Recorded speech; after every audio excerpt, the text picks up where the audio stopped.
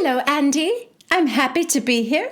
I'm all about fashion, and I have a little issue with Kyle. My relationship with Kyle, she manipulated me. I'll talk about the text. And she pushed me aside for Morgan Wade. My issues with Garcelle, calling me a Karen, thinking I live in a bubble, wondering if she really wants to be my friend. Well, what do you mean, what am I doing? I told you I'd be talking in bullet points.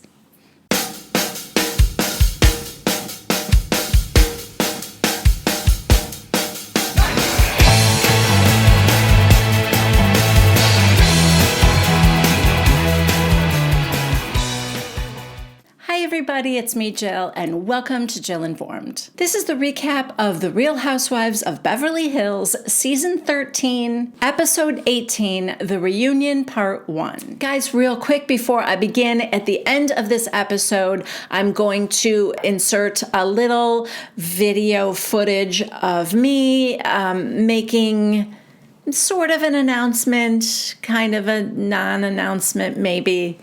I'm just chatting with you guys a little bit, and I know that doesn't interest everybody. That's why I'm putting it at the end. And also because it's a little bit serious, and I don't want to make the announcement while I am dressed like this. It's a little future of the channel kind of discussion. So if you're interested in that, then stick around to the very end. Let's get started. Okay, guys, this is the first of 3 parts for this reunion, and we are in Culver City, California at the Culver Studios. We see the ladies begin to arrive. Erica is first. It's still dark out. I think she's there at like 6:16 in the morning or something, and she's like looking at all the trailers, and she goes, "Oh, look at the interesting placement of the trailers. If you put me next to Sutton, I'll f***ing kill you." I'm just kidding. Okay, good.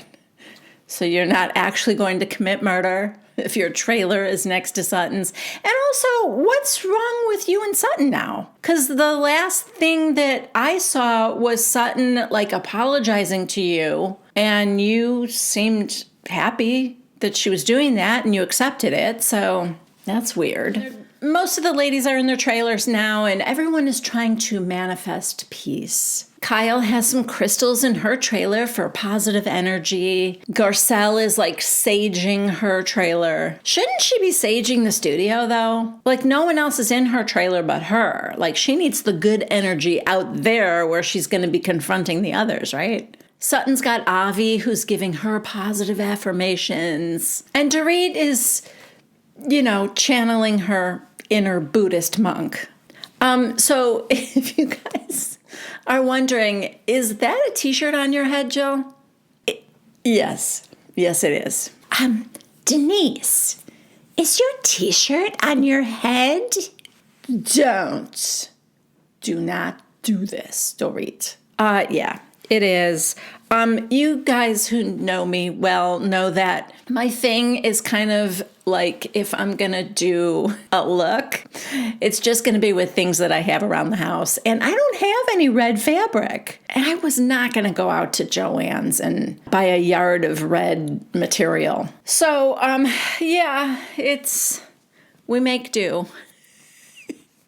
I have a t-shirt bobby pinned to my head. So, and this girl is, we'll see. I'm going to talk fast, but I don't know how long this thing's going to stay plastered to my forehead. So now we see Andy popping into Kyle's trailer, and he goes, "So Mo is going to be joining us today." And she's like, "What? No, he's not. You're kidding." And no, just kidding. Oh, that's funny. Good one, Andy.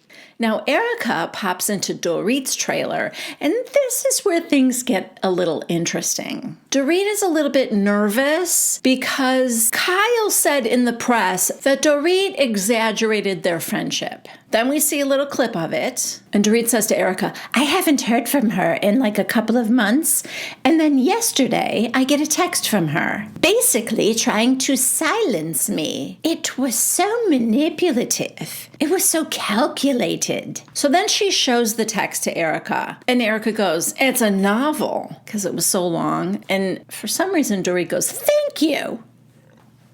Why? Okay, I can't see like all of it because they've like enlarged portions of the text, but I'm going to try to read it for you guys. Hi, I've been trying to reach out because I know we're in a weird place and it really bothers me. And then like I can't see the next couple lines. And then it says, of course, some interview comments hurt my feelings and created more issues for me, but I'm used to that and I could get past it in time. Oh, how benevolent of her. I also reminded myself that you didn't know what I was going through with Mo at the time. Side note, you guys, I love that Kyle spells it M-O-E, like one of the Three Stooges. Whenever, like, I watch the show with closed captioning so I can get the words right if I'm going to quote somebody. And because his name is Mauricio, when she says Mo, the closed captioning spells it M-A-U, which I know that's weird, but like that's the short of Mauricio, which is M-A-U-R-I-C-I-O. So... It's just funny to me that when Kyle types Mo in a text, it's M-O-E. So anyway, she reminded herself that Dorit didn't know what she was going through with Mo at the time for most of these remarks. But then I can't see what goes next. The next thing is even try to work through it with you. And I know you will be frustrated and want to know what and who said it, but I can't. It's as frustrating to me as it will be to you. Trust me, I have gone through such a hard time, Dorit. I've been in so much pain, I can't tell you. Never have I felt so low. And I know you are also going through a hard time. Normally, I would have reached out to check on you. No, you wouldn't. But I was hurt and very depressed. I've spent 30 years with Mo. Married 28, and I have no idea how to live without him or how to navigate through life on my own because I have so much on my plate for tomorrow, and I know you do too. What is on your plate? That's the question. I love you, PK, and your kids so much. I've thought about you a lot, and I don't know what that says. I don't want to lose someone else in my life over a TV show. They don't even know we are going through a hard time, so I don't see the need to bring it up there. I should have said something sooner, but I honestly haven't been strong enough. But relationships and you are more important to me than Real Housewives of Beverly Hills, and I don't feel like bringing it for the show, she means to say, at our expense, especially when we have enough battles to handle as it is. Anyway, I would like to sit down and talk after we get through tomorrow. And then it's kind of blocked by this text, and then it's something about tomorrow I'm around. I would give anything not to go and have to do this. I don't know how much longer I can do this show. It's so toxic and creates so much anxiety for me. Anyway, let me know if you want to talk. Kisses! Okay, so yeah, it is a novel. It was a long one. I don't know if I think it's like wildly manipulative, but yes, the timing of it is a little sus. And in that regard, yeah, I do believe she was trying to silence Dorit. Kind of like a, hey, still love you, girl. Haven't spoken to you in 2 months, but you're the best. Let's have a good reunion tomorrow. Anyway, Erica agrees that she would feel manipulated if she got that text. And Dorit goes, you said on Watch What Happens Live, I was eviscerated. I love Kyle, but fair is fair. And Erica goes, I did. And Dorit goes, okay, my point is, this is the reunion. Fair is fair. And Erica goes, I get where you're coming from. And I think she walks out. I mean, Erica's just glad that this isn't about her, I'm sure. Okay, so the show hasn't even started yet, you guys. So now everyone comes out on stage, and the set is very beautiful. They're using that big, giant curved screen again. This is the same one they used for the Orange County reunion. So that's pretty cool. Anyway, the whole thing is meant to look like a backyard cocktail party. So it's outside. There's some like faux grass. And the backdrop is like the nighttime skyline from the hills or something. I mean, I will say this. It's quite the contrast to the trashy set that the Salt Lake City ladies had to endure, where they were trying to combine snow and Bermuda. Yeah. It was too much. Pick a lane. All right, Andy goes around to greet all of the ladies, and I think, you Guys, I might think that Anna Marie is the best tonight. I'm not sure. She looks very pretty. I don't know that I love her dress the most, but I think she looks really pretty tonight. Dorit's look is, it's interesting. God, they had to wait for her to get sewn into her dress. You can't even see her dress. Why did she have to be sewn into that? I know it's couture and I don't understand couture, but for as much as we can see on camera, she didn't have to be wearing anything under the, like the veil part of it. And Andy tells everyone that Dorit told me she would be speaking in bullet points tonight. That's in reference to the fact that Dorit always gets called out for never shutting up. Erica looks very typical for Erica. I think we've seen this. Boy, she loves those villain shoulders, doesn't she? Those dangerously pointed shoulders. That's kind of a signature look for her. I didn't notice any discernible theme to how the ladies were dressed. I don't see a color scheme or anything like that, which is fine. They don't have to. It's just that usually they do. So if I'm missing it, let me know in the comments. Maybe there's something I didn't quite catch. All right, so we start off sort of clarifying that eviscerated comment. Again, this was something that was teased for the promo for the reunion. I know better than to believe anything I see on those promos. In the promo, it looks like Andy had come to Kyle's trailer and said, Erica told me to eviscerate you tonight. We didn't see that scene again, so maybe he did say it there or didn't. I don't know, but on stage here, we're kind of clarifying that. When Erica was on Watch What Happens Live, I'm sure he kind of, oh my God, the tag from the my t-shirt. All right, let's hide that. So dumb. Okay, I didn't watch that episode, so Andy must have asked Erica, are you looking forward to the reunion, or, are you nervous about it, or something like that.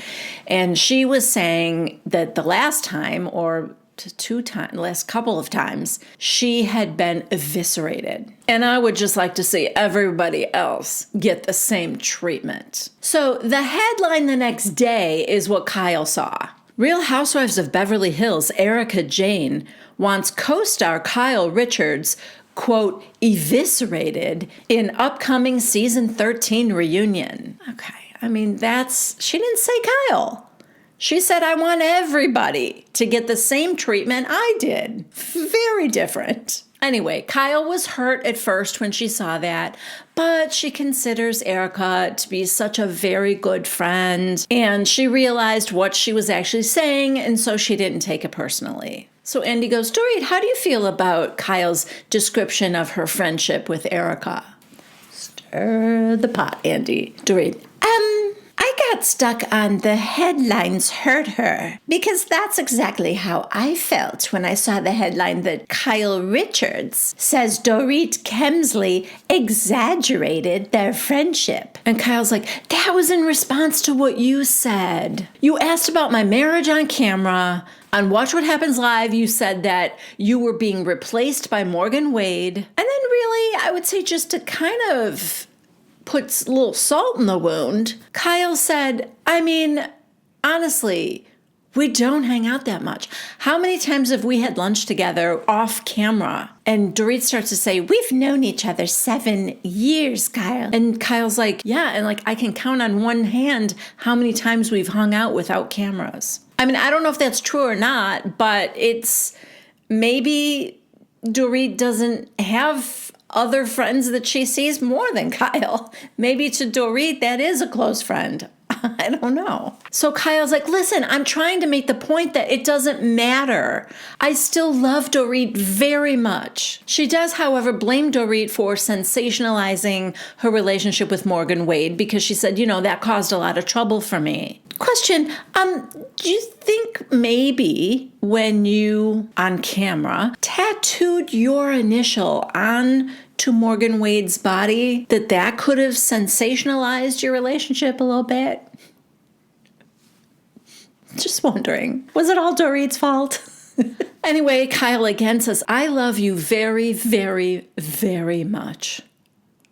And Dorit said, look, I love to hear that. But I know your nature, Kyle. You're a punisher. We haven't spoken for several months. And then all of a sudden, you text me the day before the reunion? I'm not an idiot. Just shallow and uneducated. Kyle just says it wasn't meant to be manipulative. And we move on to Garcelle. We get the montage, things that are, happening in her career right now, her parenting with the twins, and her issues with Dorit. Garcelle tells us that the whole reason she's doing this show is so she can be home, so that she's there every night with the kids. Whereas, of course, if she were filming a movie or something, she might have to be on location somewhere for months at a time. So to her, she thought, reality TV, this is perfect. Andy asks her something about talking about sex with the boys and relationships and stuff. And do you think that Mike would want to do that? Mike Nylon, her ex-husband, their father. And she said he won't. Oh, I know what this was about. This was about Jax Googling and finding out that Mike Nylon had an affair when he was married to Garcelle. And Andy asked, did he ever talk to the boys about that then? And she's like, no, and he won't. And she goes, that's why I have to have the sex talk with them or the relationship talks and stuff, because he refuses. Then we get into her kind of stuff with Dorit. But we start with Garcelle telling, I think this was when they were in Vegas, and she told the ladies that she doesn't fully trust them. Ever since last year, when she saw how they were laughing about Erica swearing at Jax, ever since she saw that scene with Kyle and Mauricio and Dorit and PK, even though they have apologized, and they did apologize at the reunion, but she has a hard time trusting them now. I think it's understandable, but Dorit seemed to be the most upset about that when she told everybody. And Dorit goes, well, it doesn't feel good when a friend tells you that they don't feel like they can trust you, and especially around their children. We're mothers ourselves, Garcelle. And Garcelle's like, yeah, and it didn't feel good to see your friends laughing at your 14-year-old kid getting cussed at. And Dorit goes, I felt like you were holding a grudge. And Garcelle goes, listen, I saw the scene. I watched it after, months after the fact when it aired, and I shared with you guys how I was feeling. And you basically said it was over a year ago, get over it, instead of just letting me have my feelings. Yeah, so then we get into the attack discussion. Dorit saying that Garcelle attacked her, or, stop attacking because you're attacking me or something like that. Garcelle feels like the word attack was unnecessary, over the top. She said, Dorit, you were robbed at gunpoint with your babies asleep in their other room in their beds. You know what an attack is. Look, there's different levels of attack. I don't think every time someone says you attacked me, it has to be, DEFCON 1 or whatever. I don't think the word attack has to only be reserved for the most devastating of circumstances. People are verbally attacked. There's other ways to use it. So I disagree with Garcelle for using that as the reason why Dorit shouldn't have said the word, because people use hyperbolic speech all the time. I don't think that's the argument. If you want to stick with that word has a different meaning for a black woman, that I understand. And then Anna Marie feels the need to chime in here. She says that when she was interrogating Sutton about her esophagus, Sutton accused her of yelling when she wasn't. I actually remember this, and I believe I even said at the time, Anna Marie, I get that, and then Sutton goes, don't yell at me. Okay, maybe it's because I'm loud, but that was not yelling. Nobody was yelling at anyone. I did not like the whole line of questioning, but there was no yelling. I'm just saying, there was no yelling. Well, Anna Marie, first of all, you guys, she is being super aggressive toward Garcelle. So now I'm thinking, what's going on with those two? What did I miss there? There's a lot of, excuse me, I'm speaking, like that snotty little attitude. So Anna Marie's point is she's trying to call Garcelle out for not defending her when Sutton told her she was yelling. She's like, you just sat there, but you know who did defend me? This one, this Buddhist monk over on my left.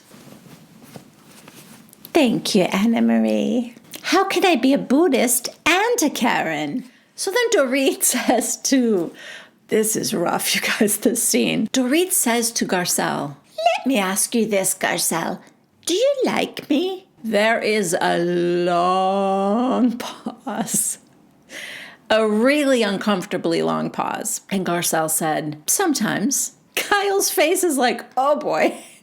Dorit, do you have a problem with me? And Garcelle goes, I mean, there's something, obviously. And Dorit goes, okay, do you want to work through it? Do you want to have a friendship with me? And this is when Garcelle says, I'm not sure. Dorit just says, okay. Yeah, not great, not the best. Then we move on to a weird montage about the women and their sexuality, or I don't know, like the Magic Mike show, and then Kyle and Dorit scissoring, and Sutton making out with her driver, Rob Minkoff and his three-way business. They're a very sexually free group. You guys, somebody asked me the other day in the comments, what is the story behind the Rob Minkoff three-way business? This goes back to season 12, maybe even season 11. I can't remember when they were on a yacht and Erica was very drunk. She was having this conversation with Crystal, asking if she would ever have a three-way. And so she kept bringing up these like scenarios of like, would you have a three-way with me and Kyle and Rob? And I just remember thinking, okay, well, that's 4 people. And then she just, every scenario, how about this person, it was always, and Rob. It ended with Rob every time. And so I don't know why that just struck me as being hilarious, which snowballed into this joke about Rob must really be into three-ways, and that morphed into him actually even having his own three-way business. More or less that he was regulating all of the three-ways in the greater Los Angeles area, and that people would have to sign up when they wanted a three-way. And if they didn't have 3, Rob would participate. So dumb. It's even dumber as I'm retelling it for somebody who doesn't know. Anyway, that's where that comes from. Now we get a viewer question. Crystal said that Dorit hasn't seen a real body part in over 10 years. So, of course, Andy asks Dorit, what did you think of that comment? And Dorit goes, yes, I would love to know, Crystal. Other than my boobs, what about me do you think is fake? Gee, I don't know, other than that super authentic Connecticut accent you have. I can't think of anything. Crystal's just like, I was just trying to be funny.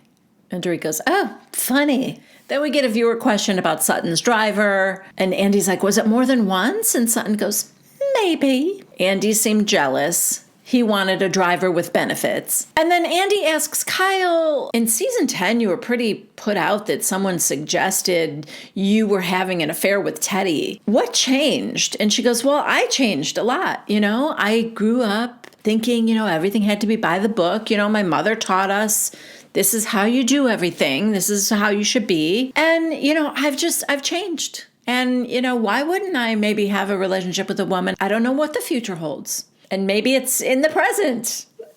No, she didn't say that, but it does make me wonder. And then Sutton goes, and, none of us would be judgmental or even care. And Andy's like, well, that's kind. Okay, next we get the Anna Marie package. She does clarify that her name is pronounced Anna Marie, even though it's spelled Anne Marie because it's Dutch. That's how they do it. I think a couple of you guys actually said that in the comments already. And Andy asks the ladies, who's surprised that Anna Marie is happy with the 8.5 score she gets from Marcellus? And everyone laughs, but I think Garcelle was kind of like, yeah, I'm surprised. Of course. Anna Marie's response is just that she and her husband are best friends and they talk to each other like that. It's just, she's A-okay with it. And she said that he's also an 8.5. So there you go. Then things take a somber turn because we learn that her mother just recently passed away.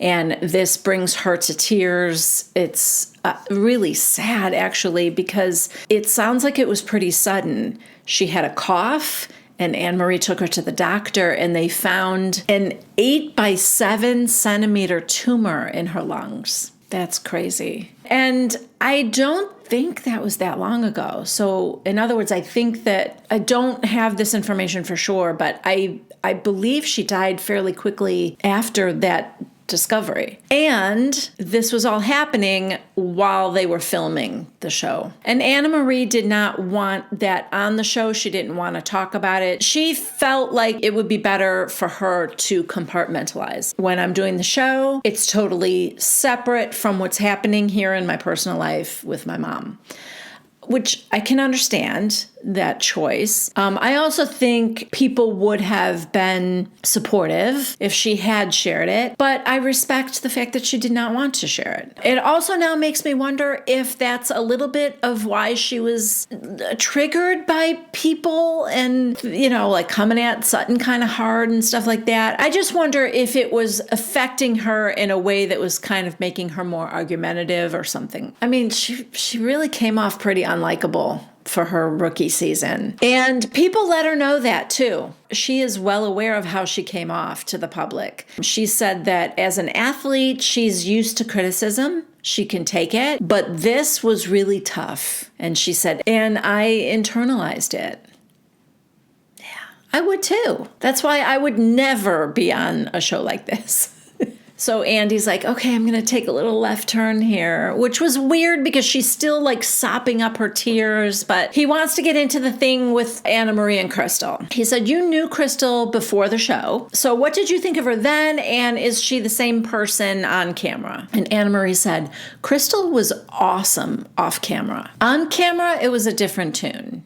And now Crystal tells us about the anesthesiologist thing. Andy's like, anesthetist, anesthesiologist, could you have just misheard her? And Crystal's like, no. Here's what happened. She said, I'm an anesthesiologist. And I said, oh, my sister, my half-sister, is also an anesthesiologist. She's got a private practice at Cedars. And then Anne-Marie said, oh, I'm a nurse anesthetist. And I said, oh. And she said, well, people don't know the difference. So Anne-Marie goes, okay, I'm going to tell everybody what really happened. Okay. So when we first met, it's like, what do you do? Oh, I'm a housewife. And right away, Crystal goes, no, nobody does that. Nobody introduces themselves and says, hi, I'm a housewife. And Anne-Marie goes, I'm not going to do this. I told myself, I'm not going to talk over you. I'm not doing that today. Well, I mean, if you were going to do it at all, today would be the day because everybody else is going to talk over you. So Crystal's like, you have proven to be a liar. Did you not say that I said that she had an eating disorder twice? And now they are talking over each other. So much for telling yourself you weren't going to talk over her today, Anne-Marie. It's like, I promised myself I wouldn't cry. And Andy just ends up asking the ladies, who do you believe? Erica. Well, I knew she was a nurse anesthetist. And Kyle goes, she told me on camera what she did, and I still thought she was a doctor. So I can see the confusion. No, that's just because you're shallow and uneducated, to coin a phrase. So Anne-Marie explains that there was a kind of a war going on between, the Association of Nurse Anesthetists and the anesthesiologist group.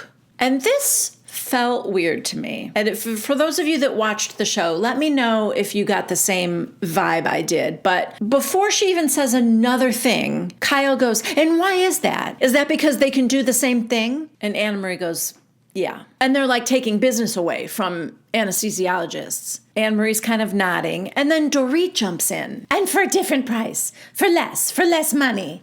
It's about money. It's a different price. Yeah, so the point they're getting across, and I don't know if this is true or not true, that it very well could be, that a nurse anesthetist is trained to give anesthesia to a patient before a procedure.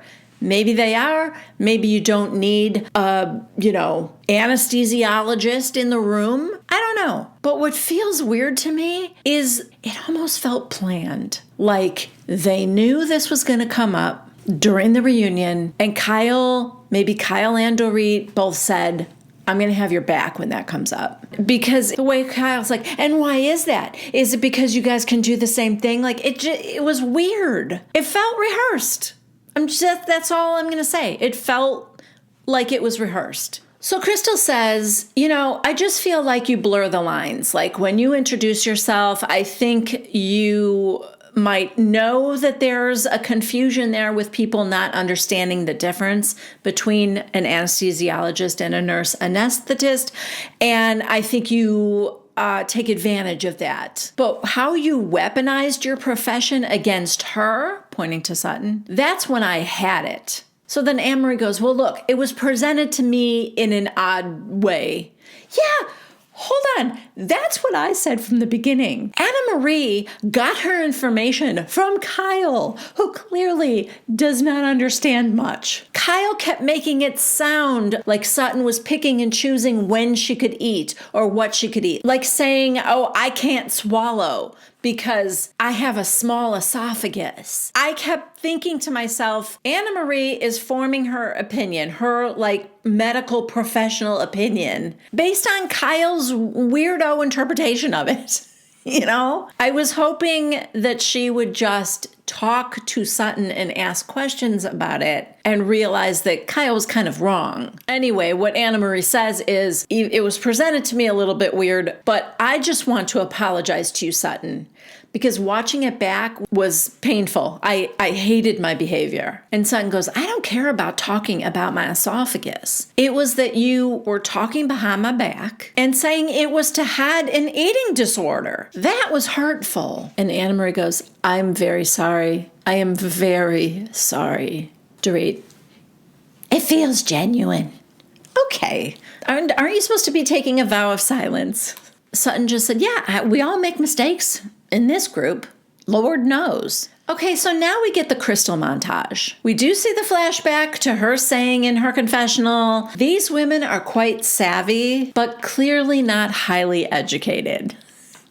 We also see where Dorit says in her confessional that Crystal was a child bride, and while she was, getting married at age 12, they were off building their own businesses and, educating ourselves. So now Crystal says that she was particularly triggered when Anna-Marie accused her of saying that Sutton had an eating disorder because she suffers every single day with hers, and she would be the last person to call somebody else out. She's like, that is the one thing that I would never say. Anna-Marie and Crystal, they hate each other. Probably more than Garcelle hates Dorit, if you can believe that. I think that's obvious. I think she's deflecting from the fact that she probably did say when she met Anne-Marie, these women are shallow and uneducated. I think she probably did. We know she said they weren't highly educated. There's proof of that. So, yeah, I think she probably did. And I think she wants to deflect off of that by constantly saying, well, you're a liar. We know you're a liar. When, in fact, both things can be true. Anna-Marie can lie, and she can also be telling the truth about you saying that the women were shallow and uneducated. And I think that's probably right about where the truth is. The funny thing now, oh, my curl. All right, I'm almost done. The funny thing now is that Dorit said, I think maybe I'm the only one here that is college educated. And he's like, how many women here have a college education? Of course, Anna-Marie raises her hand, Sutton raises her hand, Crystal raises her hand. Dorit is actually just one of 4 of the women who have college educations. And Garcelle said, you don't have to have a college education to be an intelligent person. And I'm thinking, thank you, Garcelle. As someone without a college education, I appreciate that. So Crystal now goes after the child bride comment that Dorit made in her confessional. And she said, that is a disgusting thing to say. Do you know that to an Asian woman, that's equivalent to you saying mail order bride? And she's like, I didn't. No. And then Kyle kind of tries to defend her by saying, and saying you were 12. I mean, I just feel like that's the number that everybody throws out when they say like someone's young. Oh my God, they're like 12. I feel like that's the common number people throw out. Yeah, I don't think that was Crystal's issue, Kyle, but thanks for joining the conversation. She just said, I wasn't 12. I was 24. I had graduated from college, and I built a company worth over $100 million. Even Dorit's like, wow. And Andy goes, your coconut water business? And she said, mm-hmm. And Dorit's like, that's amazing. Yeah. Jeez, that's a lot of coconut water. All right, now we get the Kyle package. It's about losing her friend Lorraine, getting tattoos, morphing into Morgan Wade, and of course, her issues with Mauricio. So we talk about Kyle being disappointed in the ladies, particularly Dorit, at the last reunion for like how they handled the Kathy situation that Dorit was having. And Dorit goes, listen, I can say this with 100% certainty. There is nothing I want more than for Kyle and Kathy to be good. I have a relationship with Kathy that's independent of my relationship with Kyle. Kyle's like, yeah, but I mean, you're not that close to her. Yeah, Kyle loves to point out that somebody doesn't have a close friendship. You don't know her that well. You're not that close to her. And Dorit's like, I never was around Kathy with you until this show. Like she said, she has an independent relationship with her. And Kyle said, no, I'm just trying to say like you were closer to me than you were Kathy. And I thought you seemed disappointed in Kathy's behavior. But like at the reunion, everyone was coming after me and taking Kathy's side. And then you said, I think Kathy just needs some support. It seems like you just wanted to be on whatever side the audience was on, Dorit. Dorit goes, me? I don't even follow what the audience wants. The audience didn't tell me to dress like a Buddhist monk. That was all me. That's the most hysterical thing I ever heard, Kyle. And then Kyle makes this face, and that is the end of part 1. All right, guys, that is the end of this recap. As I said earlier, I'm going to attach a little message at the end here for those who are interested. For those who aren't, thank you so much for being here. I hope I see you next week for part 2 of the reunion. Okay, so, at the risk of like sounding so melodramatic and making a huge deal out of this, I have been giving my YouTube channel a lot of thought. I know those of you who have been here since the beginning or early days have heard me say this over and over again. If this wasn't fun anymore, I was just going to stop, and I'll keep going as long as I'm having a good time doing it. I am coming up on my 7-year anniversary, and that has gotten me thinking about a lot of stuff. I know I kind of hinted that I was winding things down here on my channel. The truth of the matter is I have not fully made a decision, but I have been wrestling with my feelings here for a long, long time. I'm not doing anything rash, or it's not like I just had a bad day or whatever. This has been something I've been thinking about for a long time. And even though I promise you, right this moment, I still haven't made a decision. I just feel like it's time that I kind of bring you guys in on this because, well, for a few reasons. One, I don't want to just quit and have it come as a shock or, feel like you guys are being blindsided by it with no warning. That's one thing. And the other is because I'm not sure if I need to just stop permanently, or do I just need a hiatus? There's a lot of factors going on. At the beginning, I said, if I'm not having fun anymore, and it isn't that I'm not having fun, and I'm definitely not having fun with you guys and your comments, and you are the best part of this for me. I can't tell you how much it means to me that you take the time to say something kind to me, to let me know a little bit about yourself, what's going on in your life. And I will never be able to express to you what that means to me when my silly little videos have any kind of an impact whatsoever on your day. And so many of you have told me I was having a bad day, or I'm going through something rough, or I'm stuck in the hospital with nothing to do, or whatever. You make the commute to work better. Any of those things that you tell me, I made you laugh. Crazy. It's just so complimentary. You'll never know what that means. You'll never know that feeling that you give me when you say stuff like that. So I think that's more than I could ever have hoped for on this, ridiculous housewife recap channel. So thank you so much. And don't ever think that you guys aren't the best part of all this to me. But stuff that I've been, wrestling with or not so happy about is really just like the housewives and the Bravo culture in general. It's kind of getting to me. I used to be able to compartmentalize and just be like, you know what? It's a silly show and I'm just gonna find the humor in it. That's kind of what I do anyway. It just comes natural to me. Like, I will find things that are funny, and then that's what I'm sharing with you guys.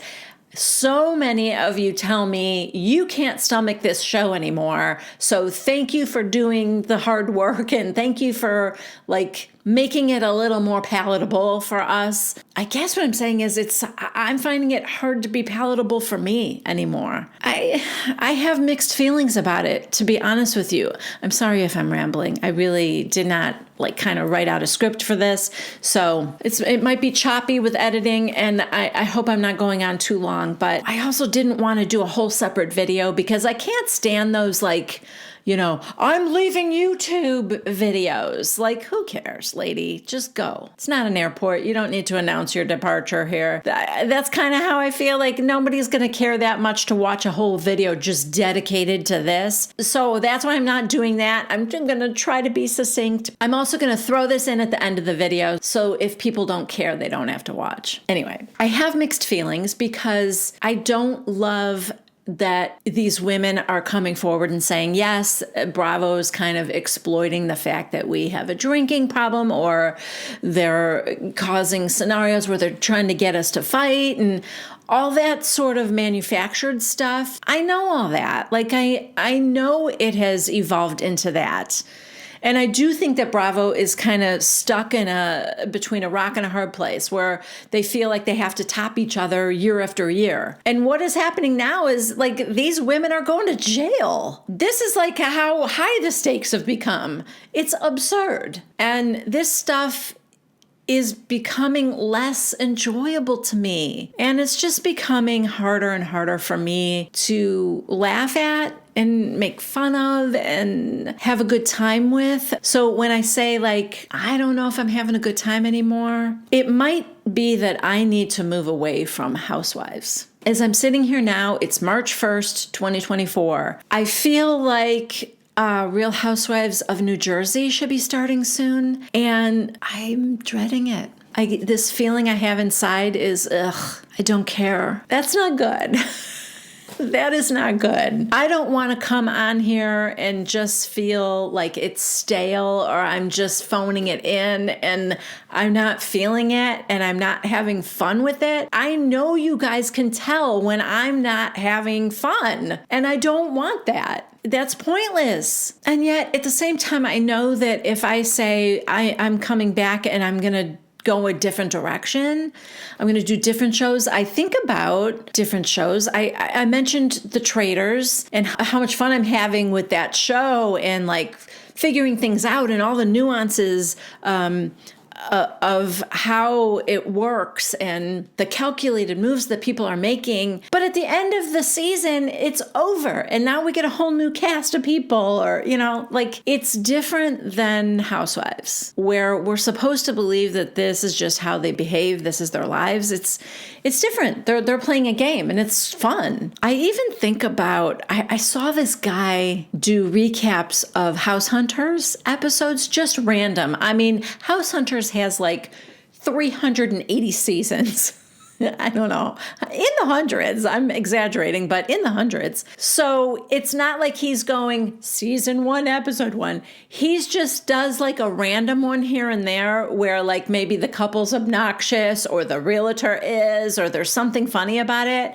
And he's hilarious. I'm not saying I would be as good as him, but I watch that and it makes me go, oh, I want to do that. I want to try that, you know. And I think about the book club stuff. I think about, even if it was Housewives books, that would be fun to do a book club type thing on here. So I have ideas that do excite me, which makes me think I'm not fully done YouTubing. But if I'm done with Housewives, and I'm not saying I am, but if I'm done with Housewives, I don't know where that leaves my channel. I know that I lose the vast majority of you guys who are here for the Housewives. Maybe a handful of you would stay, but if I had nobody and I'm starting all over again, that's kind of hard too. I don't know. I'm sorry. I'm just trying to be honest. I'm sorry I don't have any clear-cut answers. You guys always say that I'm like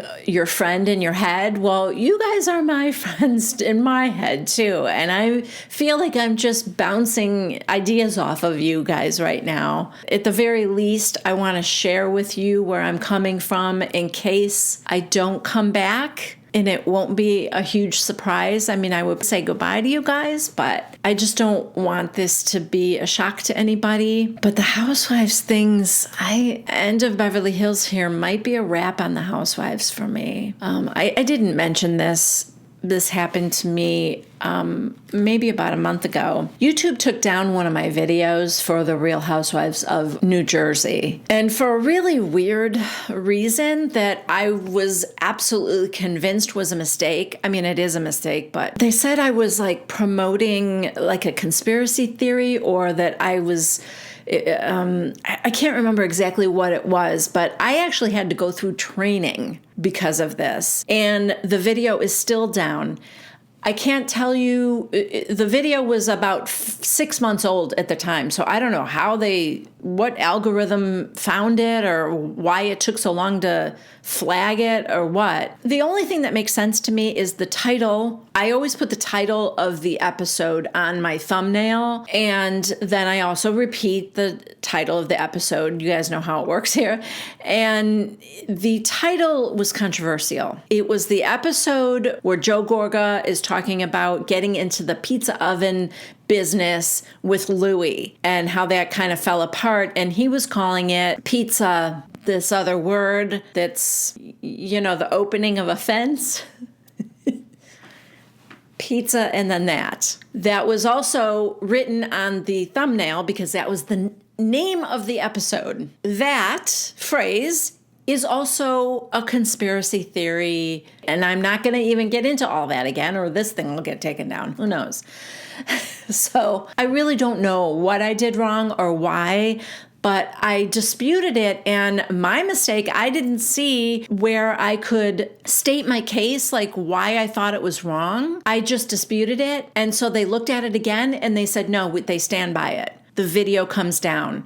And that was like my first strike. If 2 more strikes, I'm out. Like I said, I had to go through some kind of like sensitivity training. It was crazy. And I feel like, I understand that YouTube is trying to keep things safe for everybody, but come on, like common sense would be helpful. If a human was actually listening to my video, they know that I'm not pushing conspiracy theories. Anyway, long story long.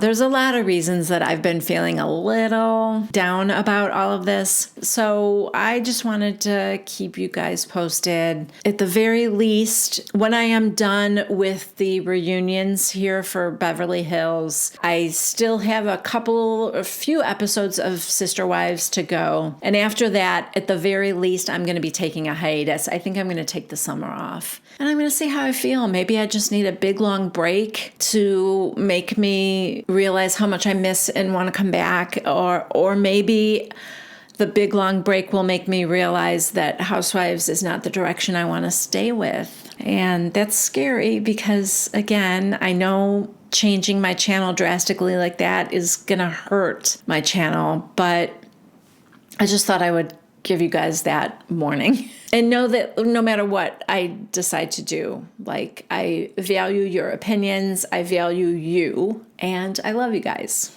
Thanks for listening. All right, guys, that's it. I'll be here next week recapping part 2 of the reunion. I hope you're there. I love you guys, and I'll see you next week. Bye.